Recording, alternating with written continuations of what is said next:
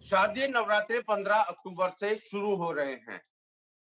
देवी के किस स्वरूप की पूजा किस दिन करनी चाहिए और कलश स्थापना का शुभ मुहूर्त क्या है, इसको लेकर हमने आमंत्रित किया है झंडेवालन मंदिर के पुजारी अंबिका पंत जी को। अंबिका जी, बहुत बहुत स्वागत है आपका नवोदय टाइम्स के डिजिटल प्लेटफॉर्म पर। धन्यवाद। जय माता की। सबसे पहला सवाल, जिस तरह से शारदीय नवरात्रि शुरू हो रहे हैं, जी। जो लोग पूजा करते हैं पहले दिन किस तरीके से पूजा करें, क्या कुछ स्थापना करें? शारदीय नवरात्र में सर्वप्रथम हम पंचांग पीठ की पूजा करते हैं। गणेश आदि की पूजा, गणेश, लक्ष्मी, विष्णु जी, माता जी, ये पंचांग नवग्रह हुए, षोडश मातृकाएं हुई, एक पंचांग पीठ बनता है, उनमें सभी देवी देवताओं का आवाहन किया जाता है, उनका पूजन किया जाता है और घट स्थापन होता है और खेतरी बोई जाती है, जौ। तो घट स्थापन का मुहूर्त प्रातःकाल 6:21 से प्रारंभ है और लगभग 10 बजे तक। फिर अभिजित मुहूर्त पड़ता है 11:44 से और 12:30 बजे तक। तो जिस भी भक्तजन को जिस प्रकार की सुविधा हो, अगर सवेरे वो कर सकते हैं तो वो सवेरे कर सकते, 6 बजे से करें, 6:21 से, और जो देर से कर सकते हैं तो वो 11:44 से घट स्थापन कर सकते हैं।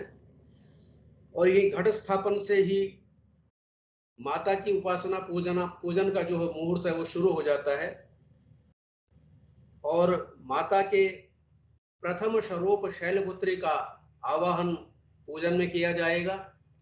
माता को बुलाया जाएगा, उनकी पूजा की जाएगी, उनका षोडशोपचार रूप से उनका पूजन होगा, 16 प्रकार के उनका पूजन होगा।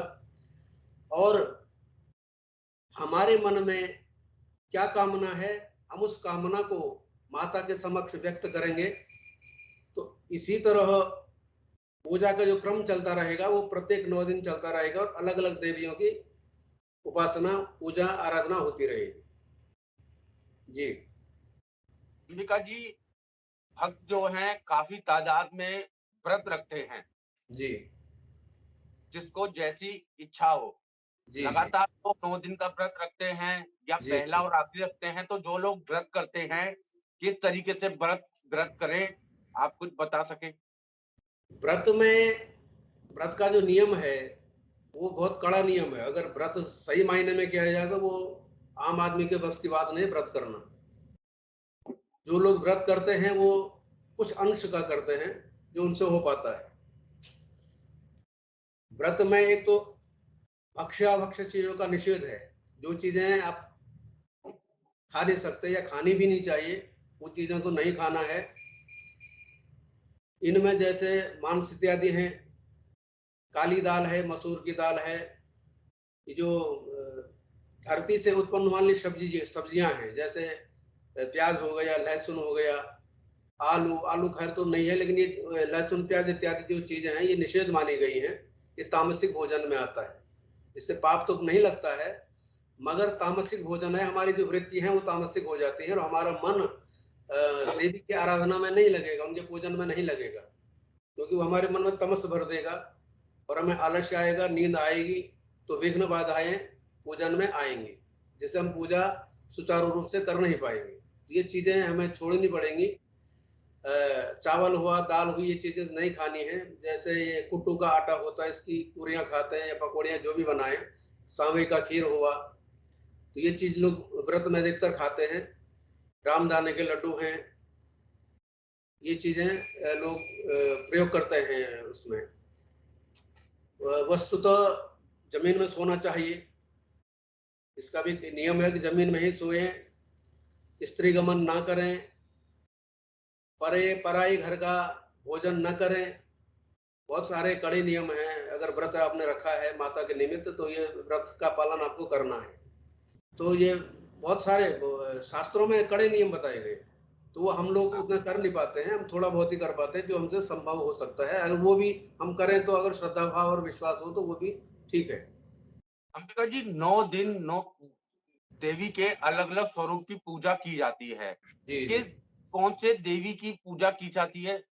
श्री दुर्गा सप्तशती में मार्कंडेय जी ने लिखा है कि प्रथमम शैलपुत्री च, द्वितीयम ब्रह्मचारिणी, तृतीयम चंद्रघंटेति, कूष्मांडेति चतुर्थकम, पंचमम स्कंदमातेति, षष्ठम कात्यायनीति च, सप्तमम कालरात्रीति, महागौरीति चाष्टमम, नवमम सिद्धिदात्री च, नवदुर्गा प्रकीर्तिता। अर्थात पहले दिन मां के प्रथम स्वरूप शैलपुत्री का आवाहन पूजन किया जाता है। ये पर्वतराज हिमालय की पुत्री हैं, इसलिए इन्हें शैलपुत्री के नाम से जाना जाता है। पुराणों में इनका वर्णन है। द्वितीय स्वरूप मां का ब्रह्मचारिणी का है। ब्रह्मचारिणी का मतलब है इन्होंने भगवान शिव को पति रूप में प्राप्त करने के लिए हजारों वर्षों तक कठोर तप किया था, और इसी कारण इन्हें इनका एक नाम अपर्णा भी है। अपर्णा का अर्थ है कि औ माने नहीं है जो पत्ते खाने वाली, अर्थात माता जी ने जब कठोर तप किया था तो उन्होंने फल फूल खाए पहले, जब कठोर उनका तप बढ़ता गया वो भी छोड़े, उन्होंने पत्ते खाने शुरू किए, वो पत्ते खाने भी बंद किए, और जब उनकी साधना और अधिक बढ़ती गई तो उन्होंने सिर्फ वायु का जो है भक्षण किया, सिर्फ वायु पे ही वो जीवित रही। और अपर्णा इसलिए पड़ा कि उन्होंने पत्ते खाने भी छोड़ दिए थे, तो इनका एक दूसरा स्वरूप अपर्णा भी कहा जाता है, ब्रह्मचारिणी भी कहा जाता है। तीसरा स्वरूप माता का चंद्रघंटा है, अर्थात इनके मस्तक पर चंद्रमा के आकार का आधा चंद्रमा विद्यमान है, इसलिए इन्हें चंद्रघंटा के नाम से आवाहित किया जाता है। और कहते हैं कि इनकी गर्जना मात्र से ही असुर जो है हजारों कोसी जो है धराशायी हो जाते हैं, सिर्फ गर्जना मात्र से। अगर एक गर्जना मार दें तो असुर जो है वो धराशायी हो जाते हैं, और जो अनैतिक शक्तियां हैं जो आसपास हमारे होते हैं वो भी खत्म हो जाते हैं। जिस प्रकार घंटा बजाने पर उसकी ध्वनि जहां तक जाती है वहां तक जो है कीट पतंग इत्यादि सारे ध्वस्त हो जाते हैं, खत्म हो जाते हैं। और जिस प्रकार शंख बजाने से शंख की ध्वनि जहां तक पहुंचे वहां तक भी जो है विकृत शक्तियां नष्ट हो जाती हैं। तो माता का जो तीसरा स्वरूप है चंद्रघंटा, वो जो है शत्रुओं का काल उस स्वरूप को माना जाता है, और सोने के जैसे कहते हैं उनका जो स्वरूप है वो चमकीला है। तो इस दिन भक्तजन मां से जो है अपने को जो है शक्ति मांगते हैं। हे माता, जिस प्रकार आपने असुरों का वध किया उसी तरह हमें भी शक्तिवान बनाए, बुद्धिमान बनाए। जिसकी जो यम यम चिंतयते कामम तम तम प्राप्नोति निश्चितम।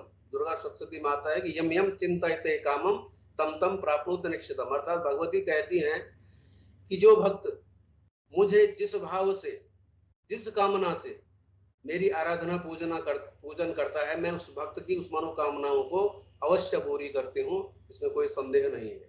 तो अपनी अपनी कामनाएं लोग भक्तों के सामने रखते हैं। चौथा स्वरूप माता का कूष्मांडा का है। कूष्मांडा अर्थात इन्होंने कहते कि अपने उदर से ब्रह्मांड को उत्पन्न किया था, अपने पेट से ब्रह्मांड की उत्पत्ति हुई थी। उस पहले ब्रह्मांड था नहीं, कुछ नहीं था संसार में, इन्हीं माता ने जो है सृष्टि की उत्पत्ति की अपने उदर से, इसलिए इन्हें कूष्मांडा के नाम से आवाहित किया जाता है। पांचवा स्वरूप माता का है स्कंद माता, अर्थात ये भगवान कार्तिकेय की माता है। इन्होंने कार्तिकेय भगवान को अपने गोद में रखा हुआ है। स्कंद है भगवान कार्तिकेय का नाम, जो देवताओं के सेनापति भी रहे देवासुर संग्राम में, भगवान शिव के द्वितीय पुत्र। तो ये उनकी माता है, तो इनके नाम से ही माता का नाम स्कंद माता पुराणों में वर्णित है, और भक्तजन इनकी पूजा आराधना स्कंद माता के नाम से करते हैं। छठवां स्वरूप माता का कात्यायनी है। कहते हैं कि कत नाम के जो ऋषि थे उनके पुत्र हुए कात्यायन। कात्यायन ने भगवती की आराधना की, और भगवती उनके सामने प्रकट हुई और कहा कि बेटा क्या इच्छा है। तो उन्होंने कहा कि माता, मेरी ये इच्छा है कि आप मेरे घर में पुत्री रूप में जन्म लें, आप स्वयं मेरे घर में पुत्री रूप में जन्म लें, तो मेरी यही कामना है। तो माता ने कहा तथास्तु, ठीक है। तो माता उन कात्यायनी ऋषि के घर में पुत्री रूप में जन्म लिया, इसलिए इन्हें कात्यायनी के रूप में वर्णित किया गया है, इनकी पूजा आराधना की जाती है। सातवां स्वरूप माता का कालरात्रि है। कालरात्रि का मतलब है कि ये काल का भी विनाश करने वाली है, जो काल सबका विनाश करता है उसका भी विनाश करने वाली मां कालरात्रि है। और अपने भक्तों को ये अभय दान देती हैं। दुष्टों के लिए संहार कारक हैं, लेकिन भक्तों के लिए इनका स्वरूप एकदम ममतामयी हो जाता है। उनको उनके ऊपर अपनी कृपा दृष्टि माता रखती है, माँ कालरात्रि। इनकी पूजा का विधान रात्रि में ज्यादा है। रात्रि में कालरात्रि की पूजा लोग करते हैं घरों में। उसमें कुछ बलि का विधान भी है, कुष्मांड बलि का विधान है, किसी की हत्या करने का नहीं, लेकिन जो जंगली फल होते हैं इत्यादि इनकी बलि दी जाती है। और 8वां स्वरूप माता का महागौरी।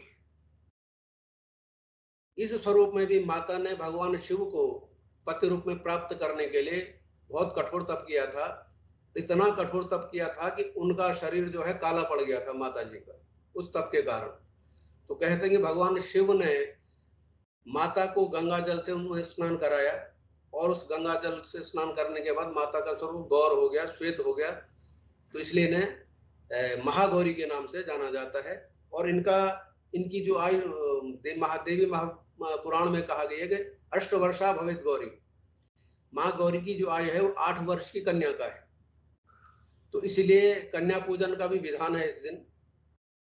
अधिकतर लोग अष्टमी को ही कन्या पूजन करते हैं, माता को कन्या रूप में पूजते हैं, कहीं कहीं नवमी को पूजते हैं।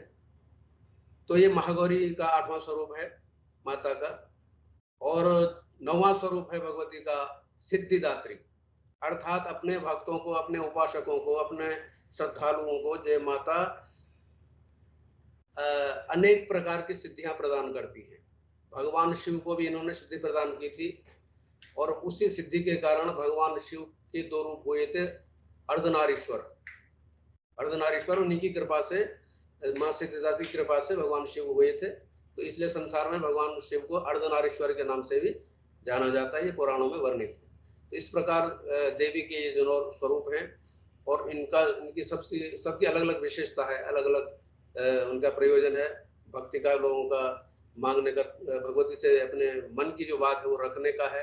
तो माता निश्चित रूप से अपने भक्तों को निराश नहीं करती है, उनकी मनोकामनाएं अवश्य पूरी करती है। एक अंतिम सवाल है मेरा से कि जो भक्त पहले दिन पूजा करने की सोच रहे हैं, शारदीय नवरात्रि क्योंकि शुरू हो रहे हैं, तो किस तरीके से वो पहले दिन से क्या कुछ विधि विधान से पूजा करें और किस तरीके से मनाएं नवरात्रि को? विधि विधान मैंने बताया था कि आप विधि विधान का जो तक सवाल है, वहां पर आप एक चौकी बनाएं। चौकी, उस चौकी में आप गणेश जी,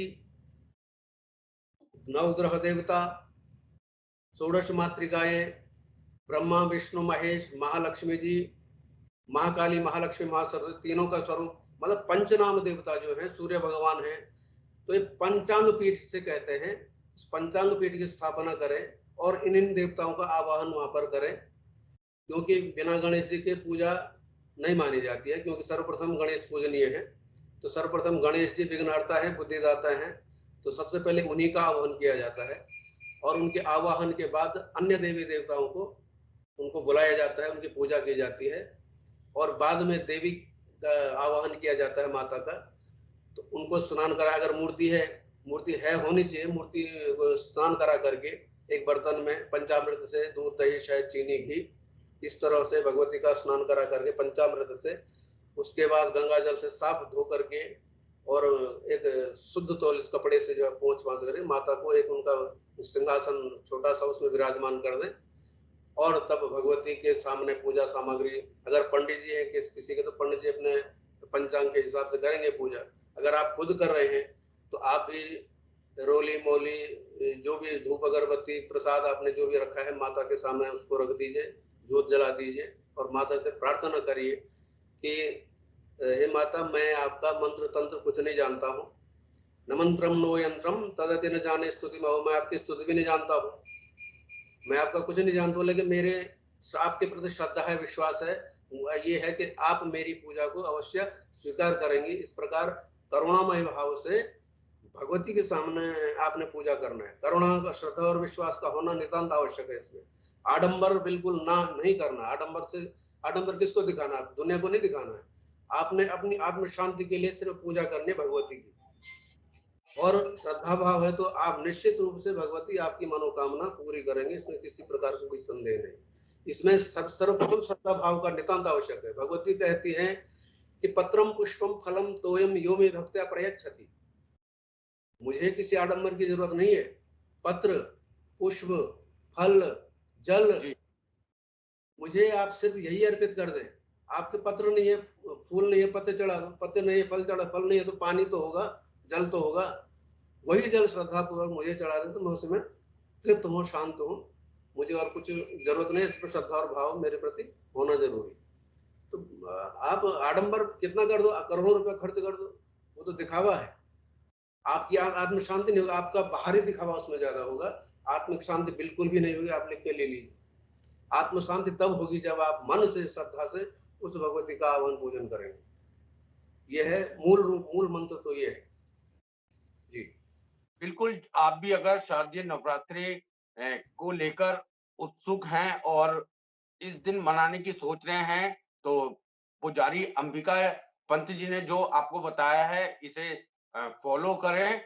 और सर, ये जानकारी भक्तों को देने के लिए आपका बहुत-बहुत शुक्रिया और नवोदय टाइम से बातचीत करने के लिए भी बहुत-बहुत धन्यवाद सर। धन्यवाद, धन्यवाद। जय माता की, जय मां झंडे वाली की।